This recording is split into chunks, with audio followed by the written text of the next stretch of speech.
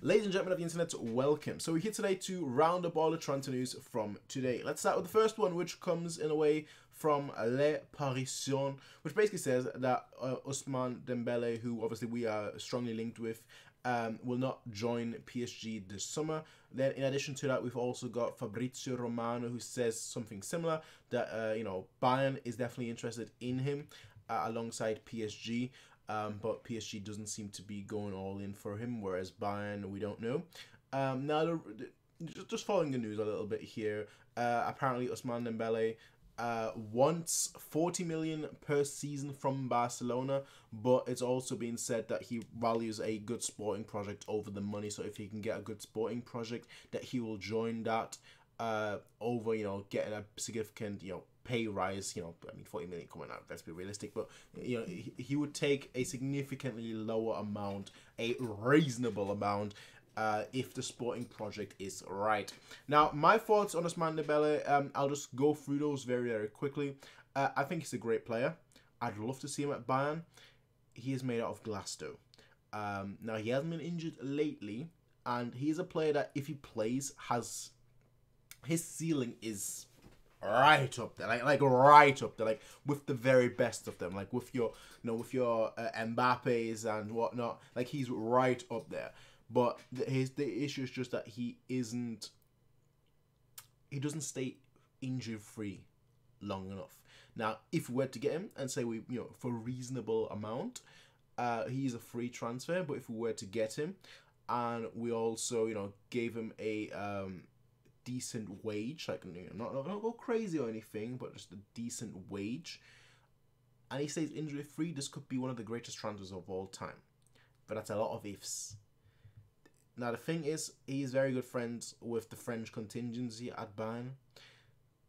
Would he accept, let's say a salary of 10 million gross?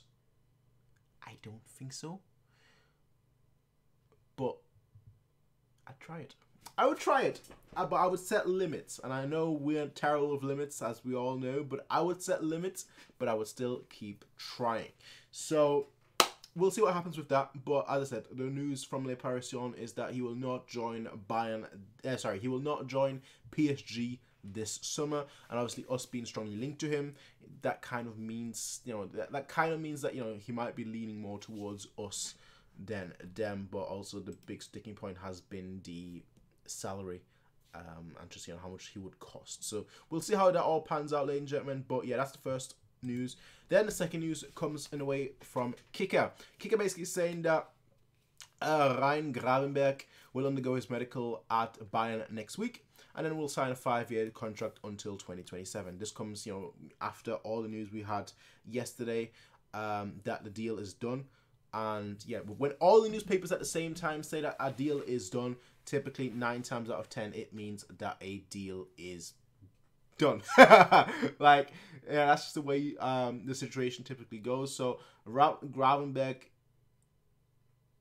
should, if the medical is next week, right, we should hear realistically, it should be announced next week. He should be announced next week, all right? Realistically speaking, all right? Will that actually be the case? I think it will. I think everyone knows already that, we're getting him. When everyone knows about it and the medical is, planned already, I think we might as well announce it, So, in my opinion, I think he'll get announced next week. Maybe end of next week, similar to... Nah, not similar, actually. End of next week, and let's say Friday, I think would be a good day. Thursday. I think Thursday would be a good day, because if you announce it on Thursday, that gives people, the ability to buy the new shirt, to buy the shirt with his name on it, for the weekend, that kind of thing. I know there's no game on the weekend, but, once people are out from work, that kind of thing. So I think Thursday, Friday would be like probably the time to announce it. Next up, and this one came out of nowhere, honestly. Like I'm not even gonna lie, I didn't expect this one at all. Apparently, Kylian Mbappe spoke to Benjamin Pavard, about, you know, Pavard joining PSG. My goodness, Sporting Director Mbappe is on his way. He's making moves, man. He's making moves. But nah, Pavard basically just responded by saying that he's very happy at Bayern, one of the biggest clubs in the world, and PSG is a good club with a good project. But for him, that's not a question. Okay. Again, I've never heard that rumor before. That, you know, Benjamin Pavard was linked to PSG, but hey, who knows? Hey, who knows? I mean, he answered it very diplomatically, where it didn't even give away whether that's, you know, actual credible rumor or not. So it's kind of whatever, you know, realistically speaking. Next up. This one comes from Kicker. There's a bit of Kicker now. A bit of Kicker news coming up your way, but let's talk about it. So according to Kicker, Julian Nagelsmann sees Gravenberch as a mix of a number 6 and a number 8. He's not seen as a typical aggressive defensive midfielder that will sit deep and win the ball back. And for this position, Bayern still want another player who is a specialist. Konrad Laimer remains a candidate. And according to, you know, the rumours and transfer talks, so on and so forth, Laimer will cost around 20 to 25 million, which Bayern currently is not prepared to pay. So that's sort of what the rumours are saying, that like it will be about 20 to 25 million, and Bayern doesn't want to go that high. But Gravenberch being seen as a number 6 and between a number 6 and a number 8, I think that's very, you know, true. Because I'd view more like a Kimmich sub than a Goretzka sub. You know, I don't think it really works as a number 8. If you know, number 7, kind of in the same way that I view Kimmich. He's not really a number 6. He's not a number 8 either. Despite the fact that he gets, you know, so often not in the box necessarily, but like he gets involved so far up the pitch.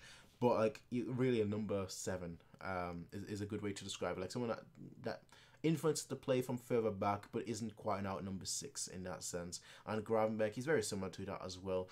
But I think Gravenberch is gonna honestly play more next to Kimmich than I think he should.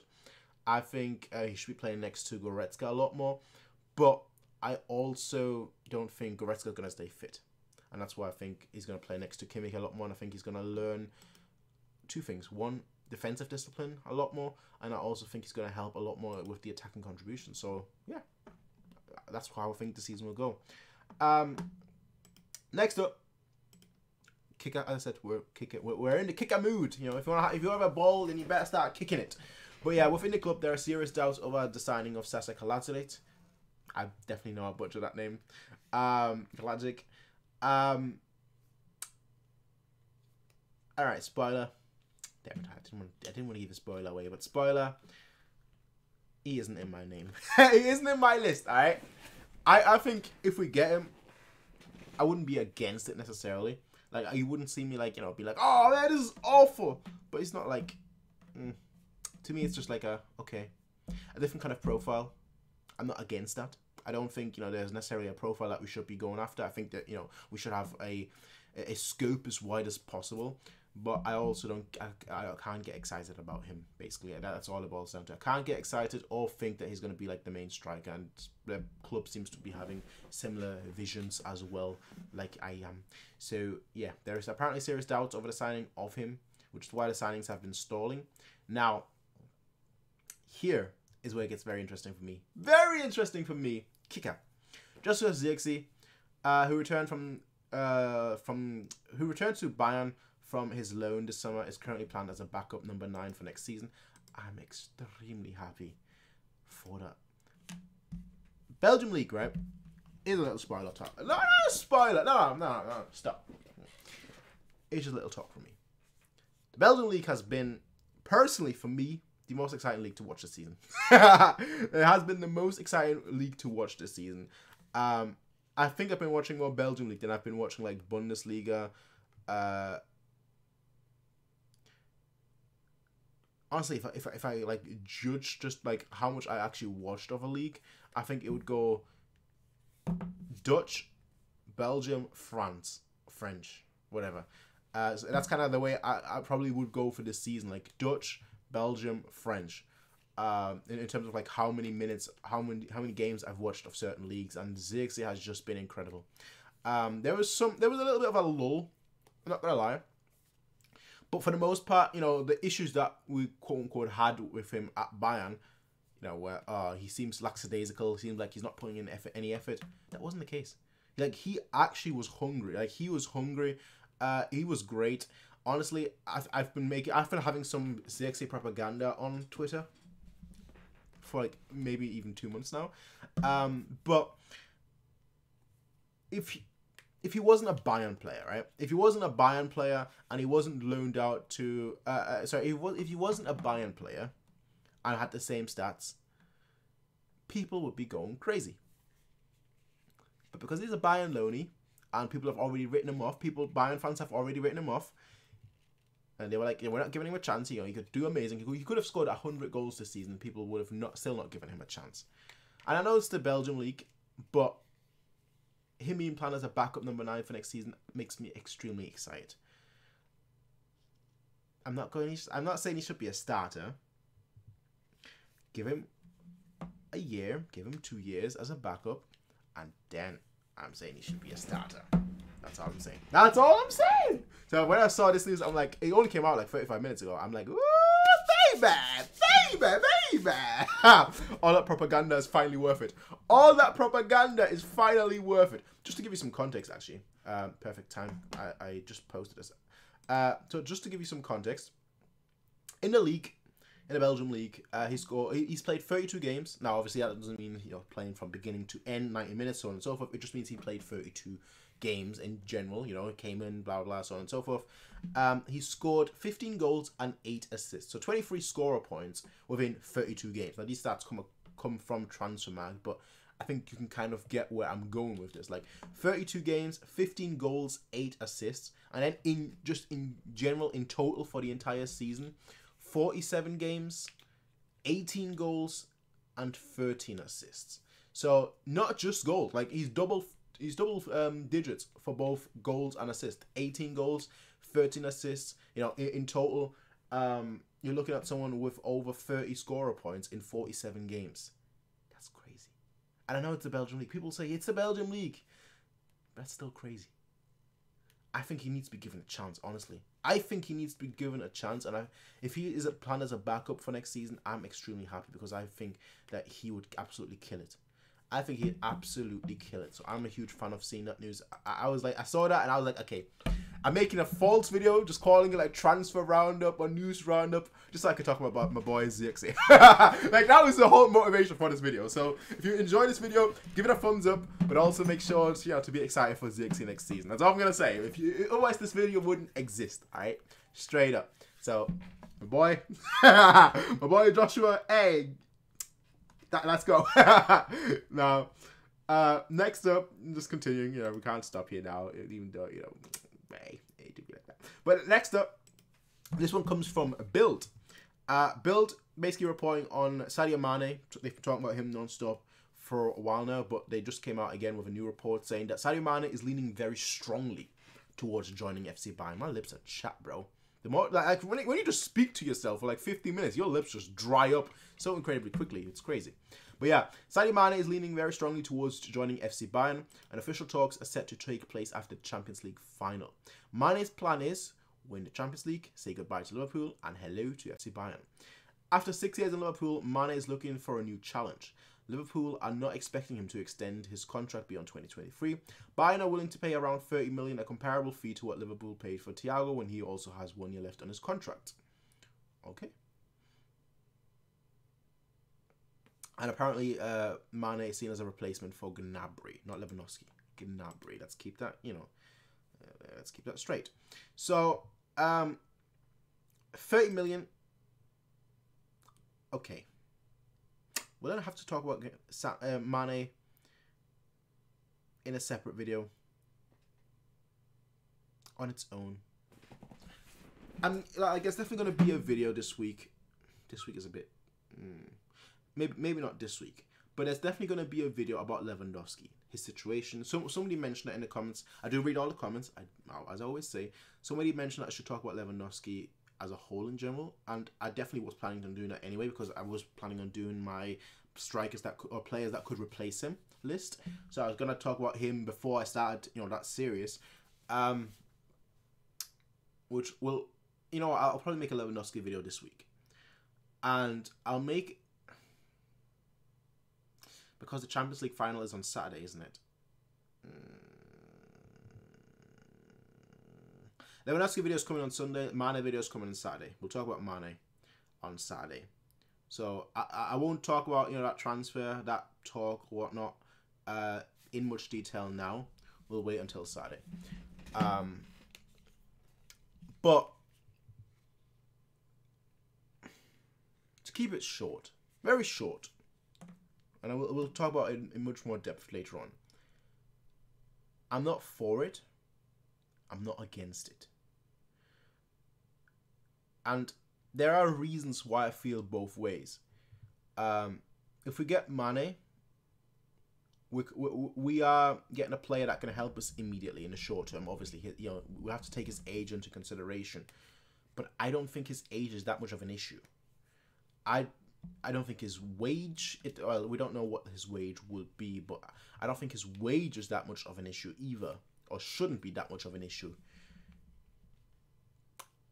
I just think we're making that transfer for the wrong reasons. And getting that transfer done has a lot of positives and it has a lot of negatives. And I made a tweet about that. Did I make the tweet or did I have it in my draft and then delete that tweet? Because I do that a lot of the times where I like just write things and then just delete them, but I don't know if I actually posted it or not.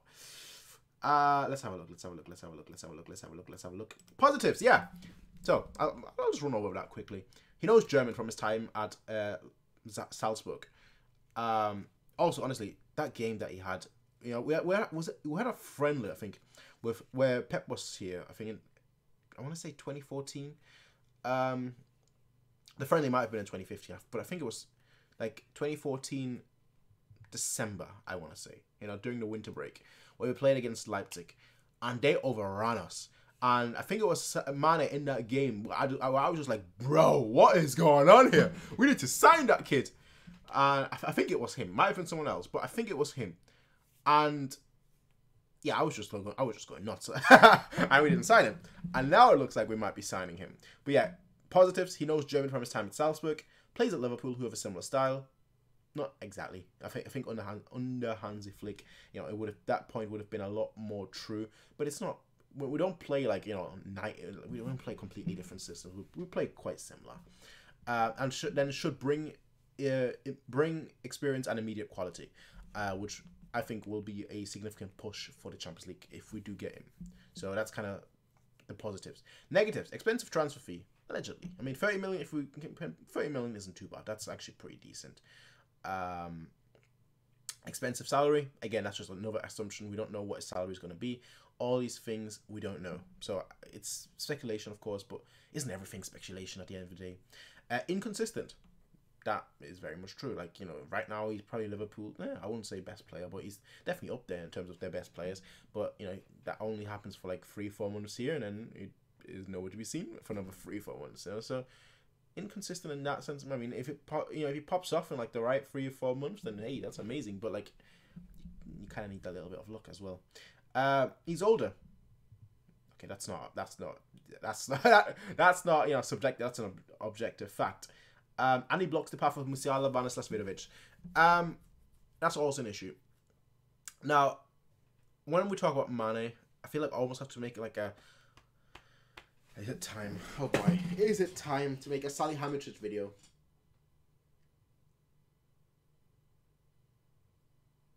It's time. Alright, it's time. Oh! Alright. Write it down in your calendars. Oh boy. Saturday, Mané video. Sunday, Lewandowski. Monday, the big B. Brazo. Salihamidzic. Hassan. That's the plan. That's the plan. Now, you all know how I am with plans, but that's the plan. Because Mané goes directly against what Salihamidzic has been trying to do for years now. And people have their issues with him. I've always been neutral. I don't care. Like, I think there's a lot more moving parts than just sporting director. There's a lot of moving parts at Bayern. It's always been that way, which is why I never blame a sporting director for X, Y, and Z, or I never praise a sporting director for X, Y, and Z. It's a whole team, scouting team. It's a whole squad. Like, you can't even make a transfer of a substantial amount without having the board approve it. So it's things like that. Like, I'm just like, blaming one person is never going to do anything. It's never going to help in any shape, manner, form, or way. So we'll have to talk about him in a lot of depth.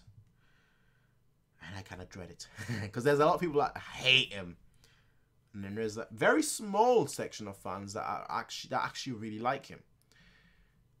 And as someone that's neutral, it's going to be fun. It's going to be fun. But as I said, the Mané transfer, if that does happen, would go against everything that he's been trying to do. So we'll have to talk about that. I think we have to talk about that. But yeah, that's the news for today, ladies and gentlemen. I'm not saying daily videos, because it really just depends on how time goes for me at the moment. Honestly, I've got a lot of time at the moment. But I don't want to say that like I will have a lot of time forever. So, yeah. I'll definitely see you all on Saturday.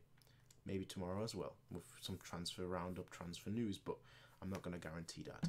With that said, though, ladies and gentlemen, I will see all of you in the next one, everyone. Until then, have a nice day. Let me know what you all thought about these transfers. As I said, I do read all the comments. I don't respond to them.